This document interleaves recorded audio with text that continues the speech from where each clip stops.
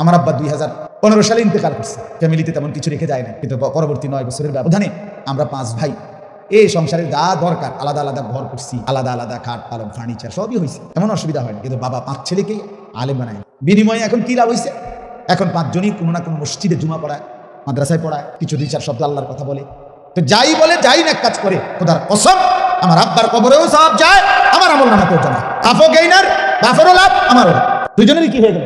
লাভ হয়ে গেল, দুইজনেরই লাভ হয়ে গেল। আর দুনিয়া আমার বাপ ছাড়াও আমি কিনছি, আমারও সোফা, খাট, বক্স খাট, ফ্রিজ, 2টা ফ্রিজ আছে আমার, আসার জন্য কিছু এটি লেগে এত মিশা কথা কোন লাগে? সোফা এক সেট বানাইতে আমার এই 60-70 হাজার টাকা লাগে, এটার লেগে এত বাটফারি করেন লাগে, এত সিটারি করেন লাগে না, এত মিথ্যা কথা বলতে হয়। 3টা খাট বানানোর লেগে এত মিথ্যা কথা বলতে হয়, টাইলস লাগানোর জন্য এত মিথ্যা কথা বলতে হয়, এত চিটারি লাগে না?